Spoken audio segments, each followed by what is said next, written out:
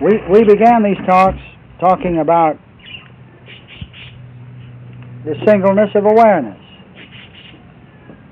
The fact that this awareness or life or consciousness right here, right now is single, alone, total, only, and all. We began in such a way. Well, I asked this question. What has always been referred to as the final enemy? What is the final enemy? All of the religions and philosophies, and what is the greatest enigma of all? Death. The final paradox is the thing called death. Everybody wants to know what is death. What happens on the other side of death?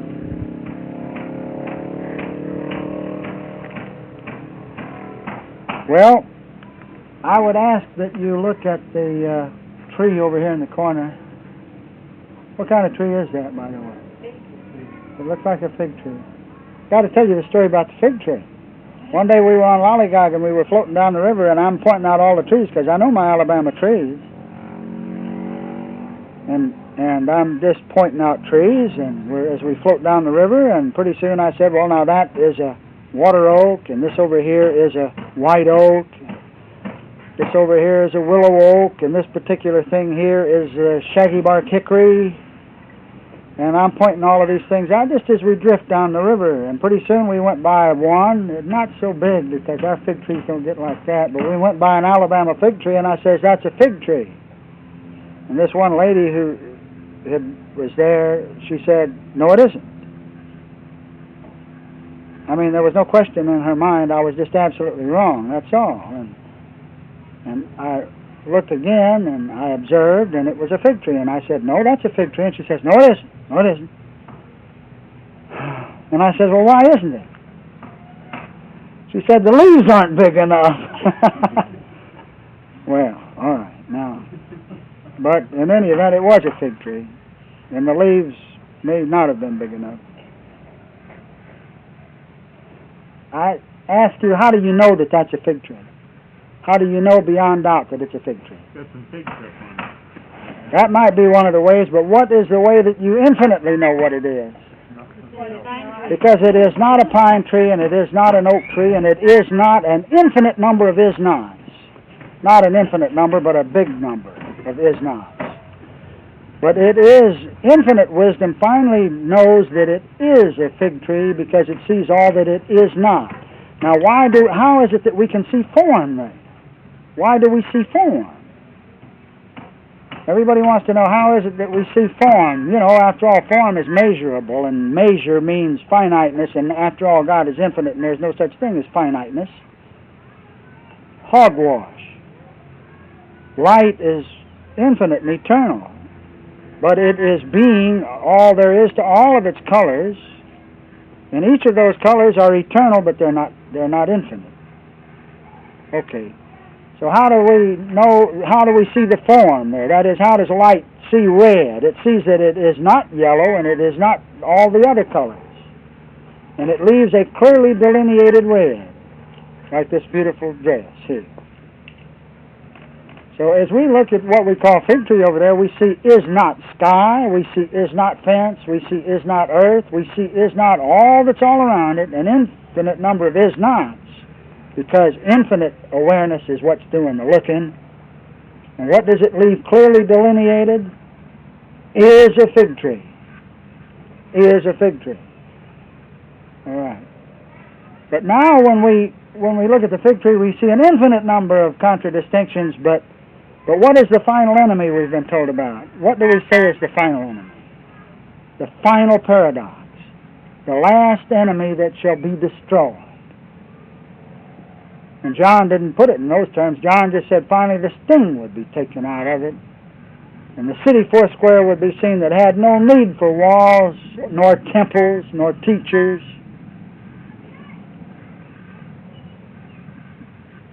What death then is the final contradistinction? Well, now listen. What have we seen right here to be the single, all-inclusive isness that we know without question?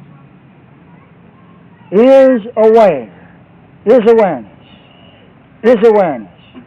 So a single isness must have only one single contradistinction, right? That is, one all-inclusive onlyness has one all-inclusive is-notness, right? So what is death then? Death means is not life. All death is the appearance of is not life, is not aware. Isn't this what we say when we look at a body? We say, why, the life has gone out of it, or some such silly thing. Question: what can is not pine tree do to yon fig tree? Can is not pine tree strip the limbs off of it? Can is not pine tree hurt it? Can is not pine tree do anything to it? No, all is not pine tree can do is help delineate that it is a fig tree. What can is not life do to life? Nothing, nothing, nothing. The appearance of death is the final contradistinction, the one all-inclusive contradistinction that points out the eternal nature of is life, so that we know it beyond doubt, beyond theory, beyond intellectuality, so that we know it and know both sides of it, because we try to live death. Just like we try to live our poverty, like we try to live our age, like we try to live ill health, like we try to live gender, like we try to do all kinds of things in order to see what is. So all death is not life, and it can do no more than this life that's aware, this awareness that's aware right here, right now, than is not pine can hurt yon fig tree. And this is to see the sting of death removed, the fear taken out of it. You will notice that it is the physics has proven that everything is light, that it can be reduced to light. You can take any kind of matter, and when you do enough with it and so forth and so on, you can have a big thing that goes on, and a tremendous amount of energy, which is light, is released. And so all matter that you look at is light. Well, now, if you will kindly notice, you will notice that all things that we perceive with the EYE, that is, all form is clearly delineated by means of shadow, is not light. So it is the is not light that allows us to perceive what appears to be the tangible image that we see. But what's real is the light. And the is not light is only the means by which images are allowed to be perceived and seen. We have seen that darkness is really powerless, that it can't do a darn thing to light, and yet light can do everything to darkness, can do away with it, obliterate it completely. So it is we see that life is what's real and eternal, and that is not life, called death, is nothing, nothing, nothing. But it has its purpose, its place, to point out what is life. Now, an illustration that I used and seemed to be helpful once before, let me use it once again. Those of you that have heard it, just listen once more. A man once lived on one side of a forest, and his business was on the other side of the forest, and there was a path that went directly through the forest. And as he went to work, there, right in the middle of the forest, there was a big snake across his pathway. And so he would detour because he was afraid of the snake. It was a hellacious snake. It was a tremendous snake. And so rather than contend with the snake, he walked a long way around. But as he walked a long way around, and as it became more and more difficult, as he became older, and it was harder and harder for him to do it, he began in his great agony to figure out, well, what could he do to contend with the snake? And finally somebody came along one day and said to him, it isn't really a snake at all, it's a big root. Root, as some of you people around here say, root. Root, we say down in Alabama, from a tree. that just looks like a snake. What do you say out here anyway? Root? Root? Well, in Virginia it's root and roof, a boot, and goose. Well, anyway, root. I got that right anyway. But anyway, he was told many times that it was only an illusion, his own belief, that had him frightened and had him walking the long way around. And one day this dawned on him intellectually. He says, aha, I've been creating my own agony because of my beliefs that this thing is a big snake. I have punished myself, and so therefore it is my own self-punishment that I'm going through, my own silly beliefs that I believed that I didn't have to believe that have been agonizing me and worrying me. And so therefore I can quit blaming society and I can quit blaming everybody else, and I can see that it was my own belief, my own silly, stupid belief that I accepted that has me walking the long way around. And so he's very gleeful and very happy for a time. He's found his metaphysics, you see. He has opened up the science and health or the Gita or something that has pointed this out to him. And so he says, hot dang, and he's happy and he's elated, but you will notice that he still hasn't walked that direct way yet. He's professed it, but he hasn't walked it. So he says finally, because he's forced to, he either gets so old or so decrepit or so sick or so something that he says, well then I must do it or perish. He decides to walk the short way instead of the long way. But as he approaches, he's assailed by all of the old doubts again. And the great first bloom of elation falls away, and pretty soon all of the intellectual doubts creep in, and he wonders, well, gee whiz, maybe have I really been listening to the truth? Have I really been listening to a false prophet? Or have I been led astray? Is it somebody leading me down the primrose path? Am I certain? But finally there he is face to face. But as I say, he's forced, one way or another, be a dark night of the soul, be an agony that's beyond belief, be a poverty that's unbelievable, be a something. He's forced finally to say either God is all and everything is perfect, and therefore what appears to be harmful is not really harmful, no matter how it appears, no matter how final this enemy seems to be, no matter how inexorable seems to be the march of time. He says, well, I must step over it.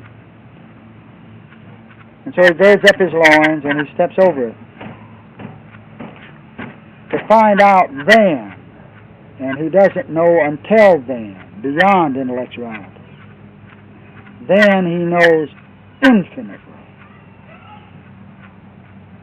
that it never was a snake, that all the time it really was a root, and that he had been told this all the while, and that perfection had been perfect all the while, and it never had been a snake. Then he can walk through the forest and speak with absolute authority. Up until that time, he can go around shooting off his mouth about how all God is, and how the fact that there really is no sickness. He can just say all kinds of things. There really is no imperfection, because there is only a perfect mind to perceive itself, within which there is not the first taint of imperfection, a temple within which there is nothing that worketh or maketh alive, a Shekinah, a Holy of Holies. He can say all of that, but he can't speak with authority until he's stepped over it and knows he's heard it in both ears. So, where there appears to be the answer, this is the era for the final answers. The time has presented itself that this thing called the final enemy is to be made clear upon the table. There is nothing hidden that will not be revealed, was the statement, and the time has come for those revelations, and they're happening now, not just here, but what we call not here, which is only the infinity of this here. And all of the answers and all of the secrets and all of the grand mysteries of the fraternities, for which I've even been tattooed I had to have a main body at one time in order to hear certain things.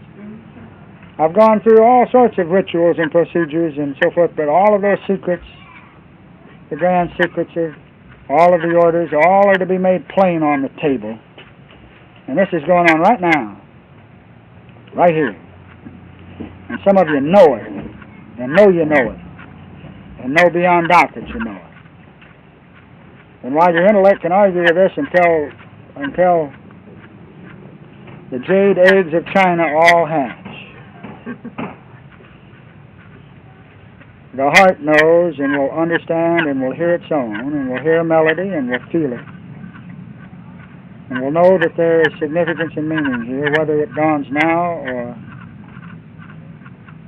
in what we call not now, which is only the means by which the now is clearly delineated.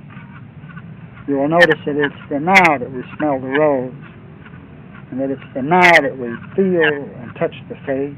It's the now that we experience what love is, what joy is. And you will also notice that if you've got a very beautiful rose in front of you, which is now, that if you start moving into the not now, what happens to the now? It seems as though we see it through a glass dimly. It seems to become ephemeral and hardly seen at all. So we come back to this now, and this brings us right back. We've made a circle now. We started out with simplicity, and we've gone out into the abstruse areas of metaphysics. We've climbed the grand intellectual ladder, and we've talked about paradox, and now we come back home to the simple truth again. What's real? What's real is the fact that God really is all, that truth really is all, that reality really is real, that all is all, and besides which there's nothing else. And we come back home to simple childlikeness.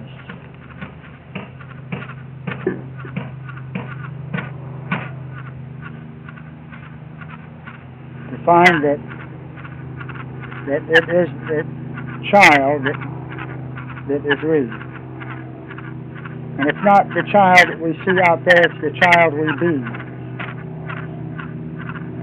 And you've never, I can tell you, this is a fact, you've never looked into a face. I don't care how erudite it appears to be, or how venerable, or how prestigious, or whatever the word is, or how sophisticated. It is not but a child.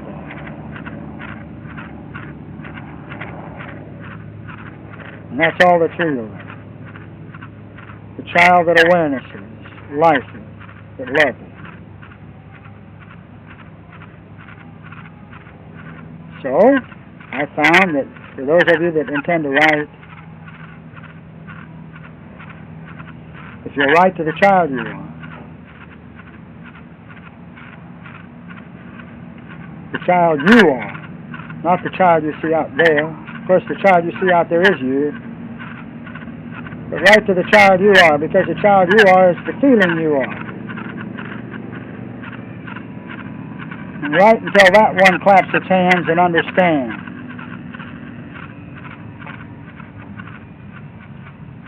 And then you'll find that those words that you're pleased with will be understood no matter who you tell them to, and no matter what the circumstances are. And incidentally, you'll find that those words have infinitely more power than you think they do. You just watch and see what happens to these words you write as you write to your children. And I know that this is what you're about to do, you see. Even a book, 2 children, 4 children. And you watch, when you write something that is to the child you are, then those children out there will hear it and understand it and perceive it and understand it. The thing is, of course, we don't talk down, because the child we are is that which understands infinitely. It is the adult in us that is the adulterator, the big cheese ego of us that is what doesn't understand. It is the grand intellect of us that thinks it's so wise and so smart and so all-important that we fight with and struggle with the most. But nonetheless, that ego and the intellect of us is essential, because it is the contradistinction by means of which that we discover the eternal child. It's necessary to argue on both sides of a point in order to know what the point is. And so this is why we do it. This is why we question everything. And we should. Now the final point I make is that inasmuch as we see that what we see out there is only the self we are, and by illustration, it seems at this point so hard for people to understand, but look, we use the illustration, the analogy of the television picture tube. As we see that identity is more than that little speck on the tube that we call Bill or Mary or Jane or Jack, that identity is the whole picture tube on which all images appear. That still leaves Bill, Jane, Mary, or Jack, but all of a sudden you see yourself in affinity. You see that, why, it's never possible to look at anyone except the self you are. But you never see anything but an aspect of the identity you are. You never see anything but the self. The self that the self is. About the business of distinguishing itself.